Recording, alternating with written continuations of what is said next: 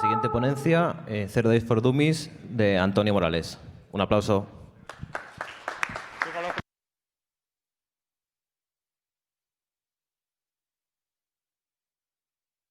Buenas, ¿qué tal? Pues veo que todavía falta mucha gente por llegar. Esta es una mala hora para hacer una charla. Se está muy a gusto en el bar, bebiendo cervecita, comiendo bocadillo de calamares. Y bueno, por aquí estamos y hay que dar el callo. Hoy vengo a contaros un poco sobre lo que me dedico actualmente, hablaros un poco sobre mi trabajo, que es encontrar Zero Days en el software. Y básicamente, bueno, este soy yo, Antonio Morales, trabajo como Security Researcher en GitHub, ese es mi Twitter, me podéis seguir. Este es mi equipo, es la parte corporativa de la charla. Es un equipo de reciente creación dentro de GitHub. Es un equipo de seguridad orientado a la parte totalmente ofensiva. Nos dedicamos básicamente a encontrar vulnerabilidades en el software, en proyectos open source. Y también publicamos artículos de investigación. Y bueno, estamos creando actualmente una coalición con empresas del sector de la informática, que son todas estas que puedes ver aquí, que es una coalición por el software seguro. Entonces, bueno, la idea es, entre todos, aportar un poco o devolver a la sociedad un poco de lo que ellos han ganado, ¿no? Entonces, esa es la idea. Y bueno, la charla como tal, voy a intentar que no se haga muy pesada, porque a estas horas es duro. Y está básicamente el itinerario de la charla, ¿no? Voy a empezar haciendo una introducción a lo que son la vulnerabilidad de día cero. Y después voy a pasar por una serie de etapas que creo que son las básicas, digamos. Es decir, voy a intentar que la charla no sea muy pesada. Voy a intentar que la charla no sea muy técnica, que sea para todos, que todos podáis entenderla, aunque no tengáis background de programación, aunque no tengáis background de exploiting. Entonces, bueno, la idea es que sea accesible para todo el mundo, ¿no? No sé el tiempo donde lo puedo ver, el tiempo que llevo, no hay ningún sitio. Vale, me voy a coger un poquito más, pero bueno. Bueno, quiero también que la charla sea un poco práctica, ¿no? Es decir, no quiero venir aquí y soltaros el rollo, qué es lo que me dedico a hacer, soltaros la teoría, qué guay soy, no, para eso ya hay otros, ¿no? Y entonces yo creo que sea ejemplos prácticos, sencillos, sobre software real, ¿no?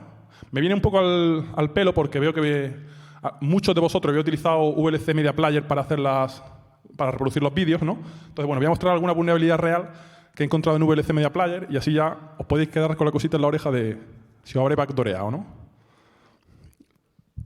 Bueno, este es el disclaimer, ¿no? De cualquier charla de este tipo. Parte del contenido que voy a mostrar puede herir la sensibilidad de algunos. Por allí había alguno que se está riendo. Es decir, no es mi idea, pero puede pasar. Entonces, bueno, tomároslo como lo que es. Son coñas, no lo toméis en serio. Y bueno, toda referencia que haga de cosas de coña del CNI, de que si el CNI por aquí, el CNI por allá, no sé. En verdad, todo eso es algo que es totalmente ficticio, ¿no? Entonces, bueno, esto no sé qué hace aquí, no sé por qué se me ha colado, pero bueno, lo voy a pasar. Vamos con el tema. ¿Qué es una vulnerabilidad de día cero, no? Una vulnerabilidad de día cero es aquella para la que aún no ha sido publicado un parche que corrija dicho fallo. Es decir, el developer todavía no es consciente o no ha tenido tiempo de publicar un parche que corrija dicho fallo, ¿no? Eso es una vulnerabilidad de día cero. En caso de que estuviéramos hablando de un exploit de día cero, sería una vulnerabilidad de día cero para la que hay un exploit que aún el developer no ha corregido, ¿no? Entonces, digamos que cómo nosotros actuemos con dicha vulnerabilidad, como hackers, o como crackers, o como lammers, lo que queráis, pues definirá si es un reporte ético o no, ¿no?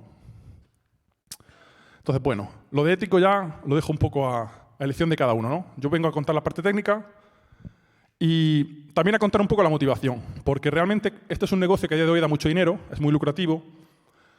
Unos dicen que hay burbuja, otros que no, pero bueno, la cosa es que hoy en día sale a cuenta ser un hacker y evidentemente sale más a cuenta ser un hacker negro, ¿no? Ser un hacker malo, ¿no? Entonces, yo me voy a contar también cuáles son las ventajas de hacer un ethical disclosure, ¿no? De ser buenos. No de ser bueno tonto, sino de ser bueno a seca. Entonces, lo primero, evitarte líos, ¿no? Es decir, eso es evidente. Lo segundo, colaborar con los developers, con los desarrolladores de software libre, que no cuentan con medios para contratar una auditoría profesional pagando. Eso es algo que nosotros muchos obviamos. Es decir, cuando tú coges y te descargas VLC Media Player o cualquier software de este tipo, tú realmente no caes en que hay trabajo desinteresado de muchos desarrolladores ahí detrás. Son gente que no cobra por su trabajo. Son gente que te está ofreciendo a ti su software de forma gratuita y además no tienen soporte económico con el que hacer una auditoría de seguridad. Es algo que se nos olvida muchas veces, ¿no? Y bueno, también es una buena forma de darte valor. Evidentemente, si tú te dedicas a vender tus exploits en el mercado negro o tus vulnerabilidades, vas a sacar más pasta. Eso es obvio. Pero tampoco vas a poder crear un portfolio de vulnerabilidades que el día de mañana te pueden servir para tú darte a conocer, para ir a una empresa de renombre, etcétera, ¿no? Entonces, bueno, eso también es una ventaja. Y habrá otros que simplemente pues, se motiven por el sucio dinero, ¿no? Como el caso de Dani, que está por ahí. Bueno, poco vamos a entrar en ello, pero bueno, cada uno tiene que encontrar su motivación, ¿no? Sea el sucio dinero, sea la que sea. Entonces, esto es solo un ejemplo, ¿no? Fijaros, hace poco salió la noticia de que HackerOne, ya hay 7 hackers, 7 usuarios de HackerOne que han superado cada uno el $1.000.000. Estos son chavales de entre 20 y 30 años que ya son millonarios. Se han hecho millonarios en unos pocos años reportando vulnerabilidades. Para que os hagáis una idea de la magnitud del negocio que hay detrás de esto. Es decir, realmente podéis ganar dinero, podéis ganar muy bien la vida si os especializáis en esta rama, ¿no? Otro ejemplo es el de Google, que en 2019 solo en 2019 pagó $6,5 millones en su programa de Bug Bounty, ¿no? Entonces, llevan acumulado cerca de 30 o 40 millones de dólares, para que os hagáis una idea de la cantidad de dinero que se mueve ya, ¿no? Y bueno, esto que voy a contar ahora es el workflow, es decir, el paso a paso que yo sigo o que sigue cualquier investigador cuando quiere encontrar una vulnerabilidad, ¿no? Como bien he dicho, no quiero que la charla sea os suelto toda la jerga técnica, no la entiende nadie. No, quiero que todo el mundo más o menos se lleve el concepto de en qué consiste o qué tengo que hacer si quiero encontrar vulnerabilidades. Hola, botella. Aprovecho un poquito de agua ya que entra la botella. Hola, hola, hola.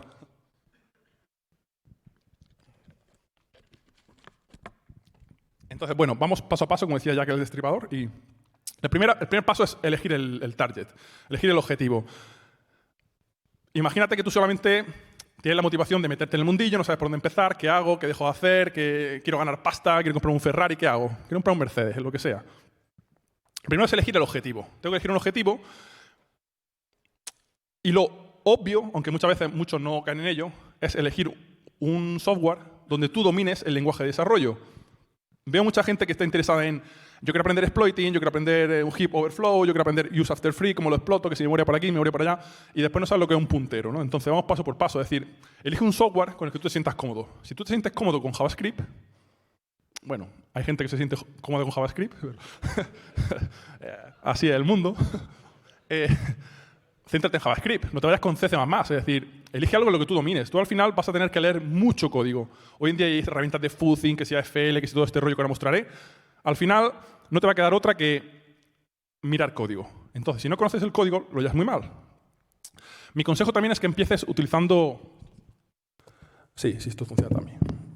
Mi consejo es que también empieces utilizando o empieces con el lenguaje de programación que conozcas y que sean open source. ¿Por qué? Porque también tenemos la tentación de poder atacar targets que sean, por ejemplo, de código cerrado, ¿no? Por ejemplo, Windows. Esto tiene un problema y es que a la parte de tener que conocer cómo está desarrollado el software, vas a tener que lidiar con saber ingeniería inversa. Y no es algo sencillo, ¿no? Después también elige targets que sean asequibles para tu experiencia. Es decir, no te vayas, por ejemplo, al bounty de Apple por la motivación de que paga $1 millón por los bugs más graves. Obviamente paga $1 millón por los bugs más graves. Pero es que, si te fijas tú en el bug bounty de Apple, que eres un mierdecilla, como algunos de los que hay ahí, no señala a nadie, Dani. No es contigo, no es contigo, Dani. Es porque lo quiero mucho en el fondo, él sabe que tenemos muy buena vista. Piensa que también habrá muchos researchers que también han puesto el ojo en los productos de Apple. Todo el mundo quiere un 0-day en Apple, todo el mundo quiere un 0-day en iOS, todo el mundo quiere un 0-day en Android, todo el mundo se fija en lo mismo. Entonces, si tú estás empezando, realmente, vamos a empezar poco a poco, ¿no? No vamos a por el target difícil, no vamos a por el objetivo más complicado, ¿no? Nuestro objetivo de primera tiene que ser aprender. Ya sé que amáis el dinero, ya sé que amáis los barcos, ya sé que amáis todo lo que eso conlleva, pero ese no debe ser el objetivo. El objetivo debe ser aprender. Ir progresando poco a poco, porque también el efecto negativo que puede tener en vosotros el no avanzar puede ser demoledor. Puede hacer que tú empieces con algo, no se te vaya bien, encadenas un fallo tras otro y eso te echa para atrás, ¿no? Entonces, elija lo sencillo, ¿no? Y mira también un poco las investigaciones previas, es decir, mira lo que otros han hecho antes, ¿no? Ya has descartado Apple, ya has descartado Android, pero ahora dice, venga, voy a tirarme a por algo, voy a tirarme a por, no sé, algo grande, venga, por Apache, yo qué sé.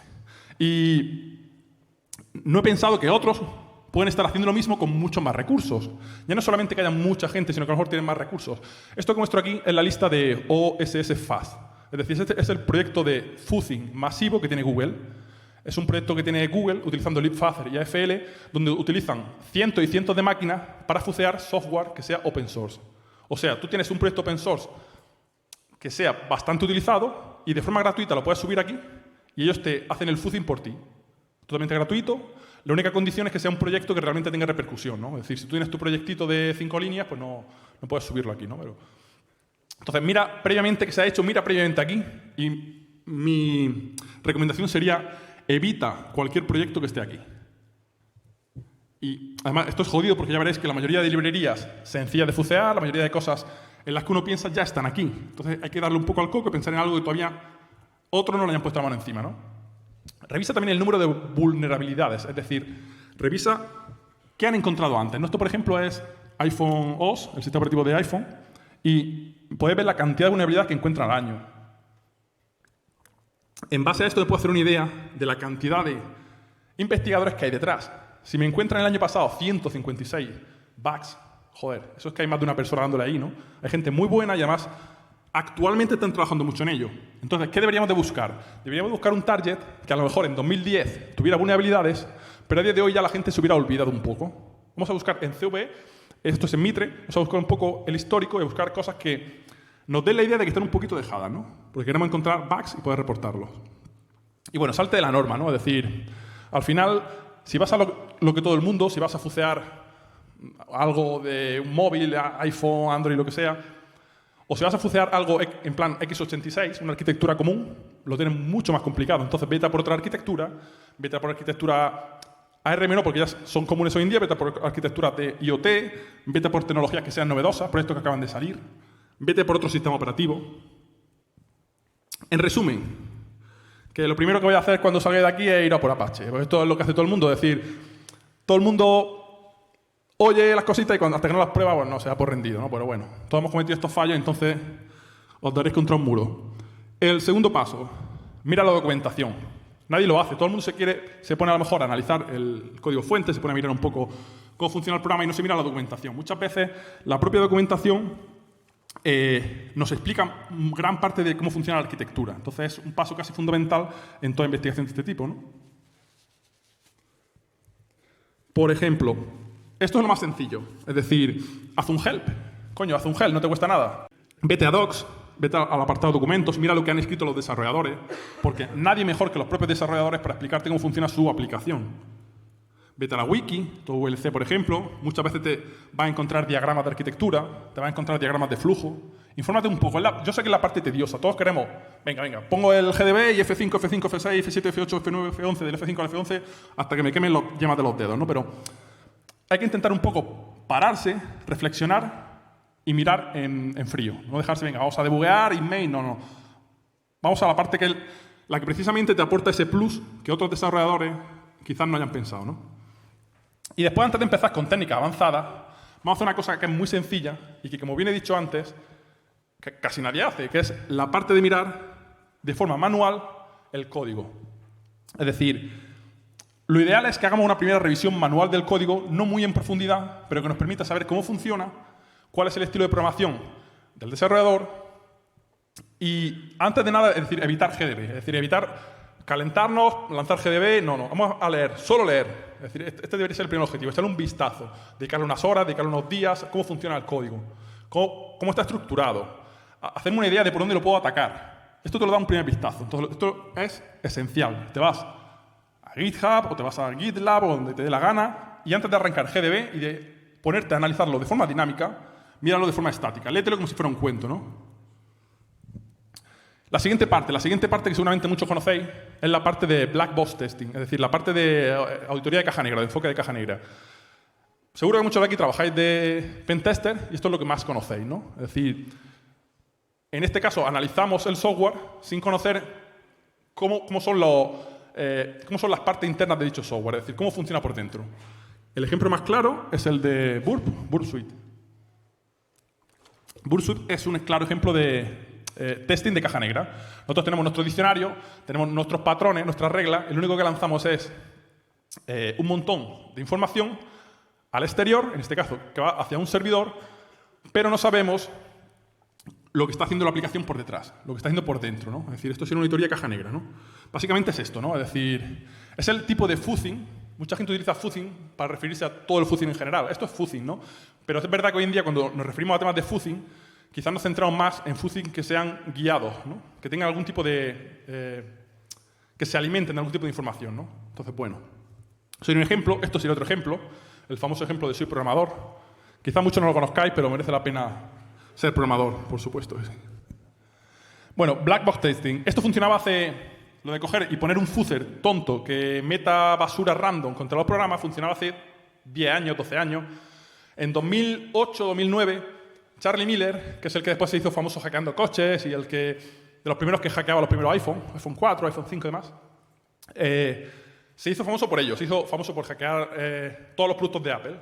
Todo lo que veía lo reventaba. Y básicamente, esto es un ejemplo del fuzzer de Charlie Miller, creo que es Python, en 5 líneas. Y así es como funciona. Es decir, lo único que hace es meter información aleatoria y después de algún modo controlar qué ha pasado con el programa. Es decir, yo tengo mi programa, le lanzo mierda a cholón y después veo si se ha roto, si se ha interrumpido, etc. Como bien digo, esto funcionaba hace 12 años, ¿no?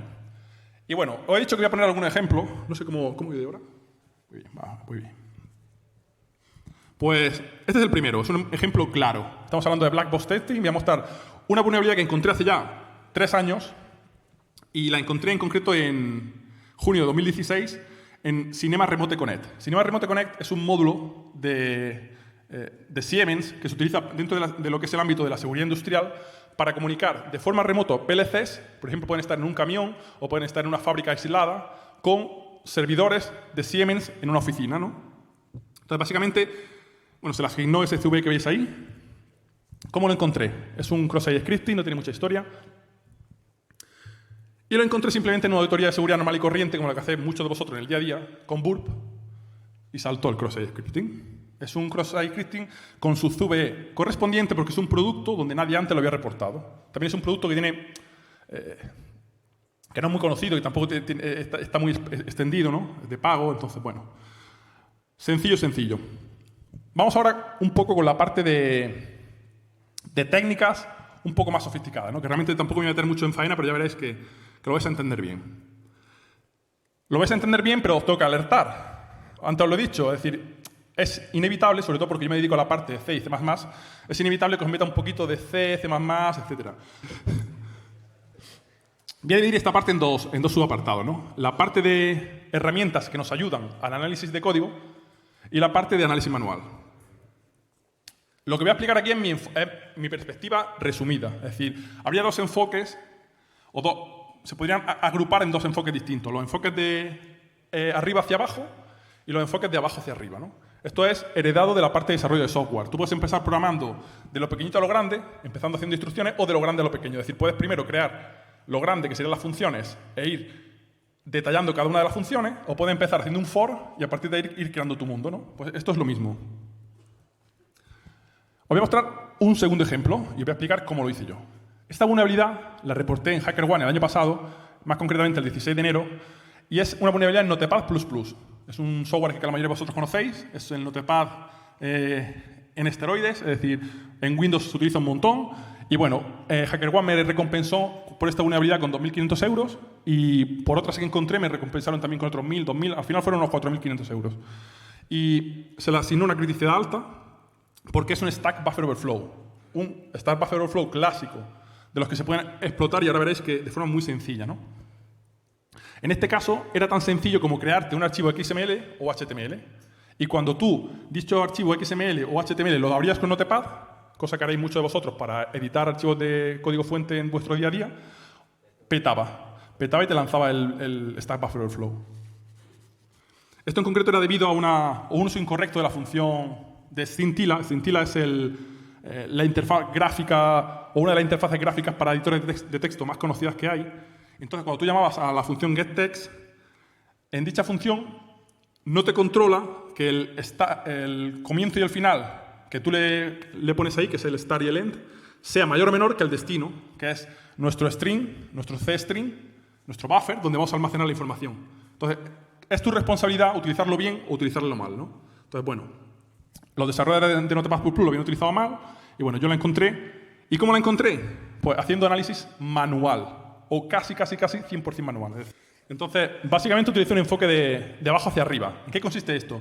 Yo lo que hice fue decir, quiero encontrar una vulnerabilidad grave, no quiero encontrar ni un int overflow, no, quiero ir a por algo gordo, un stack buffer overflow, sé cómo explotarlo. Yo por aquel entonces, bueno, a día de hoy tampoco que sea un gran exploiter, pero por aquel entonces era un peor como exploiter, es decir, era un manco.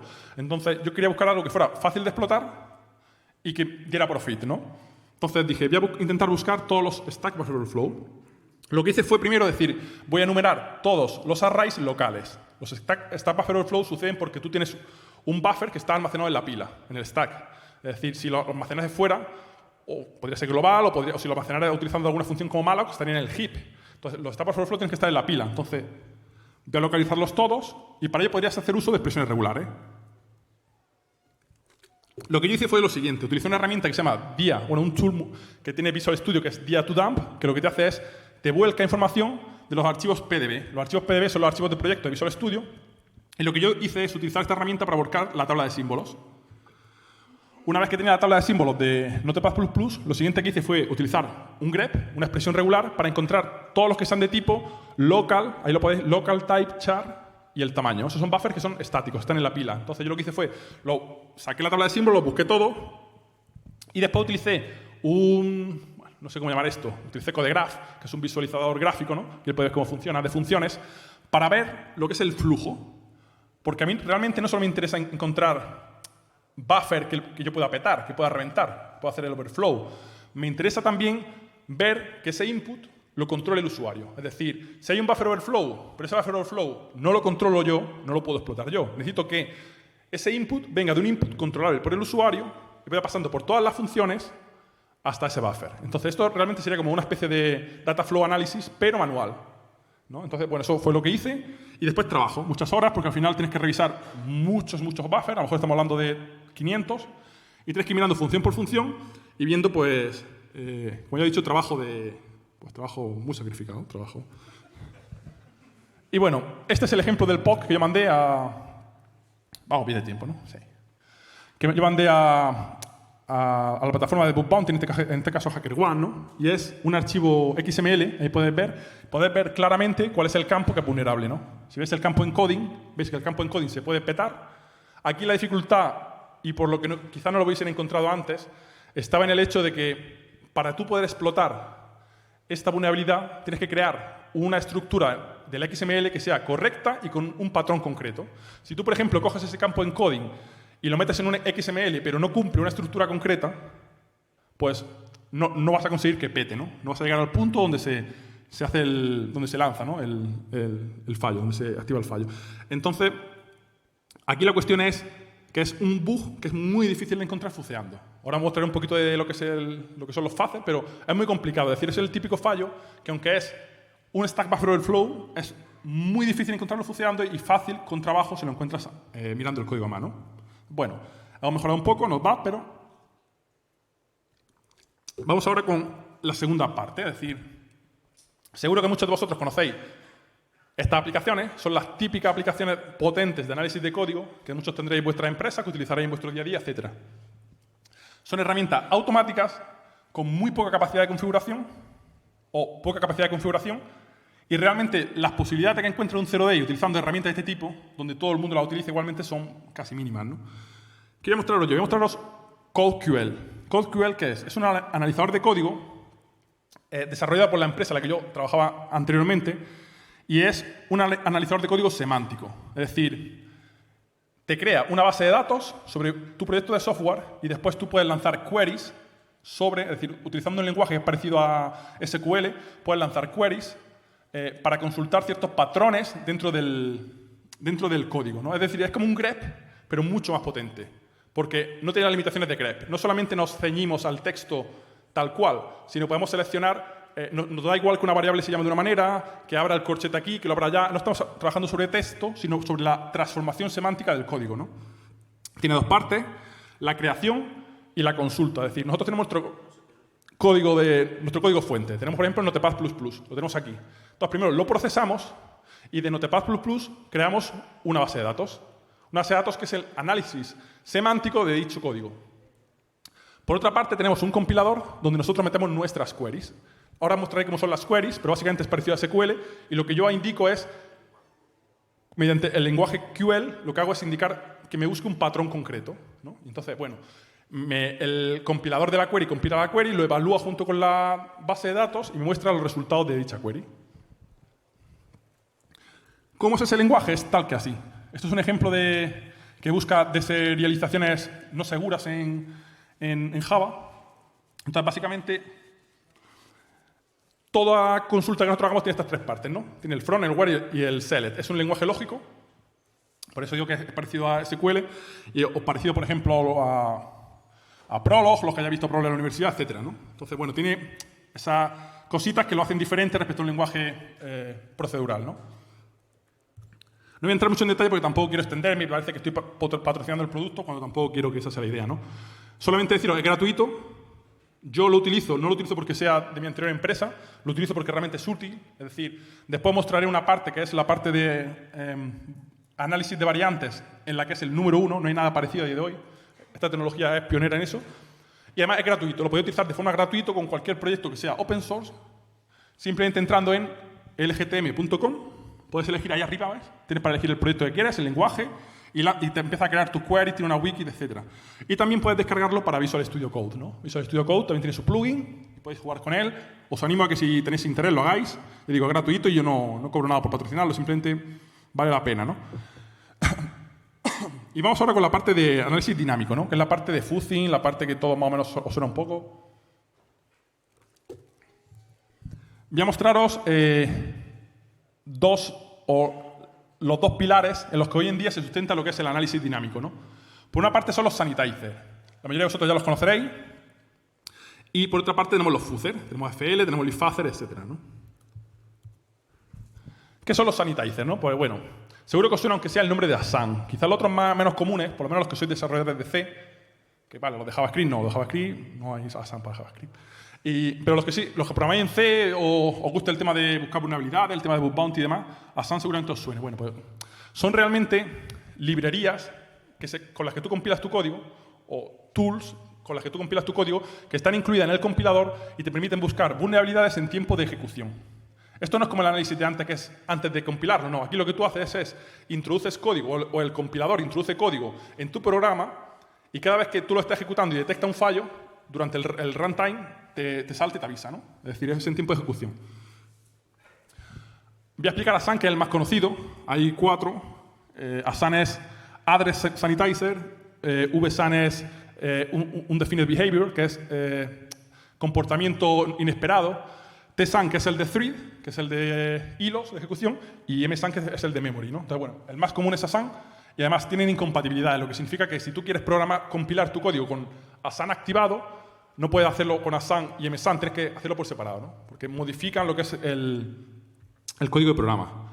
Entonces, bueno, ¿qué puedo encontrar con Asana? Esto os viene bien a los que os gusten los CTF, a los que os guste buscar fallo, evidentemente, pero no solamente se aplica a grandes proyectos de software, lo podéis utilizar en pequeños proyectos de software.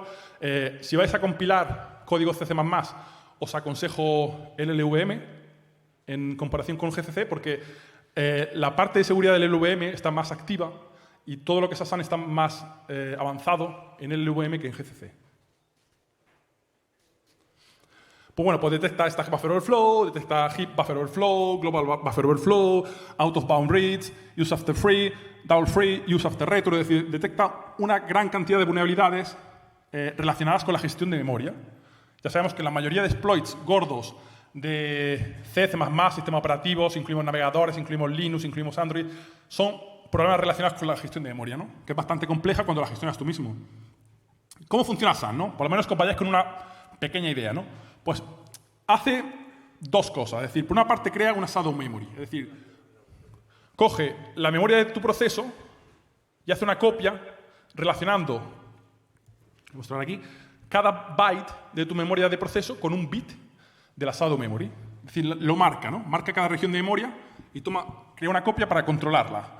Y por otra parte, instrumenta las funciones. Con esto lo que conseguimos es un poisoning. Es decir, si nosotros tenemos nuestro buffer y queremos controlar que no se salga del buffer, cogemos, marcamos las zonas adyacentes al buffer, lo marcamos en concreto, Hasan lo hace con BE, pero hay un montón de BE en esa decimal en la memoria con poisoning en Hasan, y después intercepta las posibles funciones que pueden modificar la memoria. ¿Qué funciones son estas? Pues son maincopy, strcat, todas las de string, todas las de memoria. Aquí tenéis un ejemplo de algunas de las funciones que intercepta, de las que hace... Estos son algunos de los interceptors de Hasan, sacados del código. Todas estas funciones están interceptadas. ¿Qué significa esto? Significa que cuando tu programa llama a alguna de estas funciones, no llama directamente a la función del libc, sino que primero pasa por el interceptor analiza la viabilidad de esa operación y después lo comprueba en su otra memoria, la shadow memory, y ve si esa operación es viable. Y si no, se sale de lo que tiene marcado. Esto es un ejemplo de memoria, lo de abajo, memoria que ahí está rellena con best es. Es decir, esa es la forma que tiene de marcarlo Hasan, ¿no? Y esto sería el típico error que te muestra Hasan. Los que seáis programadores de C muchos lo conoceréis. Y bueno, en este caso es un heap use after free. Y aquí te muestra pues, un poco la memoria colindante del proceso, la stack trace, es decir, te muestra las funciones que han sido llamadas en el orden que han sido llamadas y dónde ha petado, para que tú después puedas con GDB recomponer ese proceso marcha atrás, ¿no? Vamos ahora con la parte de fuzzer. Tenía que haber metido aquí un meme porque ya esto se está empezando a hacer duro. Veo a alguno por ahí que está quedando dormido. Hasta Mario está ahí, me mira con ojillos de... Bueno, voy a hablar de la parte de fuzzing. Esto ya es lo que todos conocéis, es decir, asociáis fuzzing con vulnerabilidades, ¿no? El fuzzing se puede utilizar para muchas más cosas que encontrar fallos de seguridad, ¿no? Pero dentro del ámbito de la seguridad informática, la verdad que es lo que lo peta, ¿no? Entonces, yo os voy a contar libfuzzer y AFL. Os voy a contar libfuzzer y AFL y os voy a decir qué lo hace diferentes al fuzzer del mono picando teclas que os he enseñado antes, ¿no? Son tres cosas. O tres grandes cosas. Una de ellas que son evolucionarios, es decir, que el proceso es iterativo. No solamente lanzan su mierda ahí al mundo, ¿no? Como esto es lo que he lanzado al programa y esperan que haga algo, sino que analizan lo que ha hecho el programa y van cambiando por etapas, van evolucionando su proceso de fuzzing, ¿no? Después son dirigidos por feedback. No son como Burp, que lanzo mi mierda y me devuelve y ya está. No, no. Aquí veo el feedback, veo la respuesta que me ha dado. En este caso, por ejemplo, imaginaos que es Burp. Veo la respuesta que me ha dado el programa y la intento modificar para que mi siguiente ataque sea aún mejor. Es decir, me voy nutriendo, ¿no?, de esa información de respuesta. Y después son basados en... Y la verdad que es lo que cambió todo. Es decir, ese feedback que hasta entonces teníamos, que era en plan, yo lanzo mi chorro de bytes y espero la respuesta, cambió a yo lanzo mi chorro de bytes y analizo la cobertura del código. Esto es lo que lo cambia todo. Realmente esto es lo determinante en cualquiera de los fuzzers modernos. Hay otro tipo de métricas que no voy a entrar a valorar, ¿no? Pero esta es el core de cómo funciona FL, digamos, ¿no? Es decir, esto es un ejemplo de cobertura de código. Quiero que todos lo veáis. Y entonces tengo mi programita en C, mi test.c, la línea de código, y en verde podéis ver las funciones que han sido ejecutadas. En este caso, el if i igual a 0 no se ha cumplido, por lo tanto no hemos entrado ahí, está en rojo. Hemos pasado al else, el último que sí se ha cumplido, ¿no? Y aquí, a la derecha,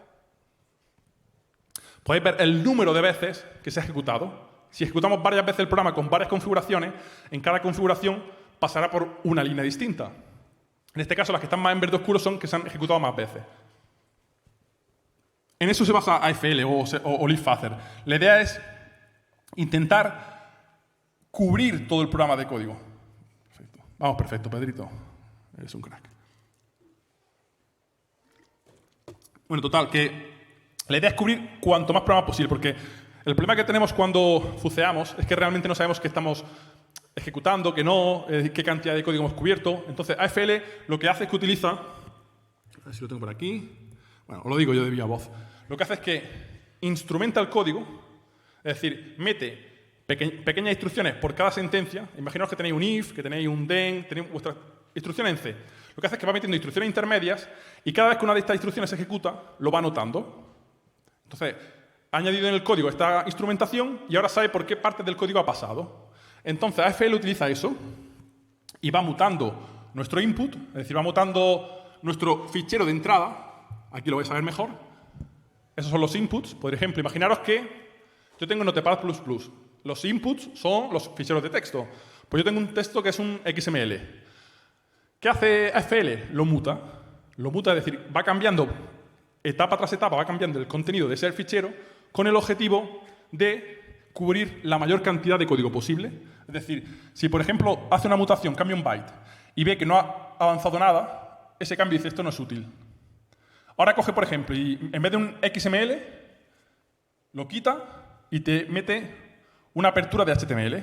Claro, al meterte una apertura de HTML lo está convirtiendo a lo mejor, o una etiqueta de HTML lo está convirtiendo entonces en un archivo HTML. O si, por ejemplo, tenemos un archivo de audio y cambiamos los magic bytes, que son los del principio. Entonces, ve que efectivamente ese cambio ha producido otro flujo de ejecución. Entonces, es útil, ¿no? Entonces, lo va cogiendo y va anotando aquellos cambios que son interesantes en base a la cobertura de código y los que no los va quitando. Y va mutando recursivamente como si fuera un árbol, ¿no? Es decir, los interesantes los apunta para mutarlos después y va evolucionando. Y bueno, el tercer ejemplo que voy a poner es un out-of-bound write, es decir, es un heap overflow con capacidad de escritura en el heap, que fue reportado en VLC Media Player en el 23 de julio de 2019. Esto fue parte de una investigación que hice yo junto con un compañero en la empresa en la que estaba antes, en Semel, y si tenéis curiosidad, os invito a que os metáis en el blog de nuestro equipo, es GitHub Security Lab, o Security Lab GitHub, como queráis, y veáis un poco a lo que nos dedicamos y podréis encontrar también este artículo. En total hemos encontrado, a día de hoy, creo que han sido 14 vulnerabilidades, casi todas de cierta gravedad. Es decir, esta, por ejemplo, tiene un CVSS de 9,2 o por ahí. Es decir, esta se presta a una ejecución remota de código, ¿no? Y como la encontré, es decir, ¿cómo encuentras un fallo en VLC? Lo que yo hice fue utilizar lo siguiente, fue utilizar AFL y ASAN, ¿no? Es decir, AFL es el phaser y ASAN es la librería que os he enseñado antes de los compiladores, ¿no? Yo lo que hice fue, cogí VLC y lo dividí por módulos. Es decir, VLC está dividido por módulos. Hay un módulo para procesar los archivos de vídeo AVI, hay un módulo para procesar los archivos de audio, de MP3. Entonces cogí, en este caso en concreto, fui analizando módulo por módulo y este lo encontré en el demuxer de SIF. El demuxer lo que hace es separa las diferentes componentes del archivo antes de pasarlo a la parte de decodificación, ¿no? A la parte del decoder. Entonces, los posibles archivos afectados son los OGG, los Borbit, los FLAC, que son los archivos de audio en alta definición, etcétera, ¿no? Que son los que procesa este demuxer, ¿no? Y el proceso se puede resumir en 3 pasos. Hay que crear un input corpus que cubra la mayor parte de funcionalidades. Esto es, hay que proveer de primeras al fuzzer con una buena cantidad de ficheros que ya de por sí le hagan empezar con una buena cobertura de código. Después hay que generar un diccionario que optimice la cobertura del código. Es decir, AFL o cualquier fuzzer normalmente lo que hace es mutar bytes, mutar bits, pero hay ciertos patrones que son muy complejos, muy largos, y no los va a poder encontrar. Entonces nosotros le ayudamos utilizando un diccionario. Y por último, eliminar los checksums. No me entretengo más y voy al grano. Primera parte, cogí un montón de archivos OGG. El problema que me encontré con los archivos OGG es que eran muy grandes. Normalmente los archivos de audio y vídeo son muy grandes. Para optimizar nuestra ganancia necesitamos archivos de input muy pequeños, de forma que no haya mucho contenido multimedia, que a nosotros nos da igual que haya alta resolución, lo que queremos es la estructura del archivo. Entonces, me creé mis propios archivos. En vez de coger y hacer como hace mucha gente, busca archivos en Google o hace triage después, nada de triage. Me cogí varios editores de vídeo, me creé mis propios archivos OGG de 0,0001 segundo, el mínimo posible, y muy pequeñitos. Con ello lo que creé son archivos, pues como veis ahí, de 2 kilobytes, 2,77 kilobytes. Son muy pequeñitos que son efectivos a la hora de funcionar. Después, generar un diccionario que aumente la cobertura de código. Tampoco voy a entrar en detalle en cómo funciona esto. De nuevo, vuelvo a remitir. El blog de GitHub, de Security Lab, tiene un artículo que publiqué hace poco y cuento un poquito cómo va el tema de optimizar la generación de diccionarios, ¿no? Cómo podemos utilizar herramientas que nos ayudan a generar diccionarios y técnicas que nos ayudan a potenciar el tema de fácil, ¿no? Entonces, bueno, lo que hice para ayudar al Phaser fue cogerme todo este tipo de tags que estáis viendo aquí. Todo ese tipo de tags no los va a encontrar en la vida AFL, son bastante largos y son string concreto, entonces yo se lo añado al diccionario y lo ayudo. Y por último, eliminar los checksums. Hay un problema y es que Este tipo de formatos tienen checksum, es decir, tienen firmas de comprobación de validez del archivo. ¿Qué pasa? Si tú dejas esos checksum y tu fuzzer llega y te modifica un byte de dicho archivo, no va a ser válido. Entonces el checksum, el comprobador del checksum te lo va a parar. Entonces es fundamental en este tipo de formato coger y cargarse los checksum directamente. Este es el fallo.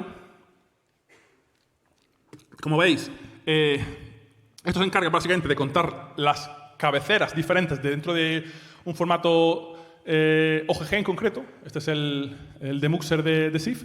Y el error estaba en que tú podías añadir diferentes cabeceras corruptas, no las contabilizaba bien y, por tanto, cuando a lo mejor después llegaba la hora de la escritura y tenía que escribir 5, solo había reservado para 3, que eran las que había contado como válidas. Es decir, reservaba para las válidas y escribía para cualquiera. Entonces tú podías coger y crear 2 corruptas y ya te estás pasando por 2 veces la escritura, ¿no? Entonces, básicamente, ya me he explicado 3 casos que son reales, que son vulnerabilidades de menos a más complicadas de encontrar, y os animo a que os pongáis si realmente os gusta o os interesa, porque realmente hay profit y además es un campo muy interesante. Creo que todavía hay mucho margen de crecimiento dentro de este campo que está empezando ahora mismo.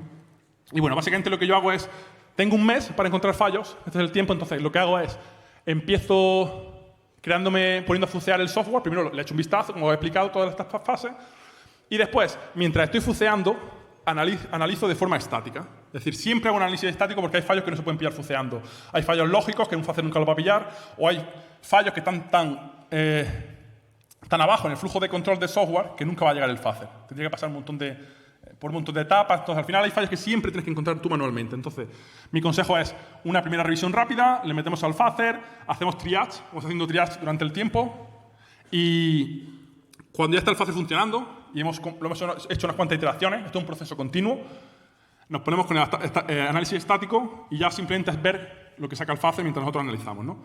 Esta parte de variant analysis no la voy a explicar ya porque estoy un poco fuera de tiempo, voy a ir ya al final de la diapositiva, pero básicamente es el software que os he mostrado antes, QL, que lo podéis encontrar en lgtm.com, es gratuito para todos, podéis hacer vuestra prueba.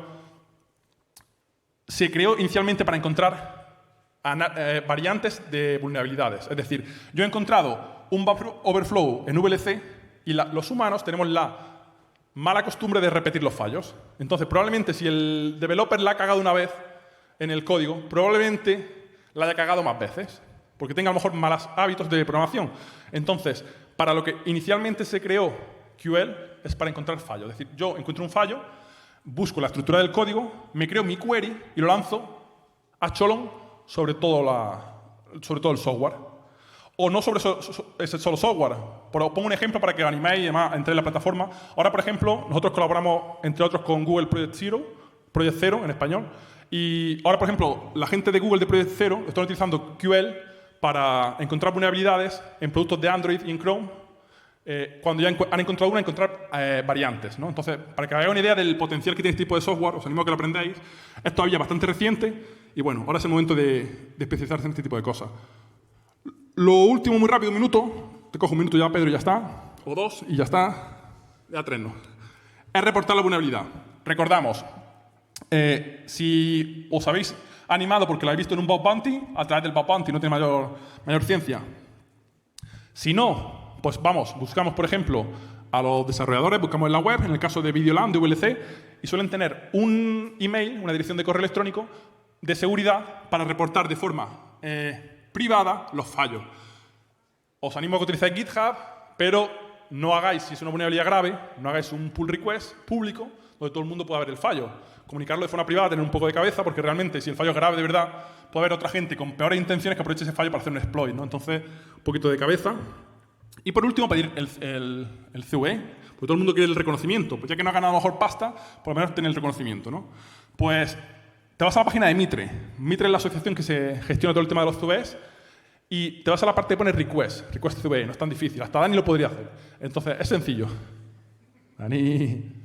Entonces, muchas de las grandes o de las mayores empresas de software tienen ya un CERT o tienen ya una CNA que gestiona directamente con ellos el tema de reportar la vulnerabilidad y pedirte el CVE. Si, por ejemplo, tú encuentras un CVE en Airbus, directamente te vas a esa dirección de Airbus y ellos te lo gestionan todo. ¡Que no! Como puede ser el caso de software open source. Pues coge y... Vale. se lo reportas al Mitre directamente, después de haberlo comunicado al desarrollador, ellos te asignan un CVE temporal y cuando el desarrollador arregle el fallo, entonces el Mitre ya libera la información. Es la forma que tienen de salvarse la espalda. Imagínate que tú te coges tu CVE y ya lanzas la información. No, ellos guardan el CVE y cuando ya el fallo ha sido arreglado y comunicado, pues cogen y lo publican. Y bueno, con esto y un bizcocho, aquí termina la presentación. Cualquier cosita, vamos justito de tiempo. Si quieres preguntarme algo, si no...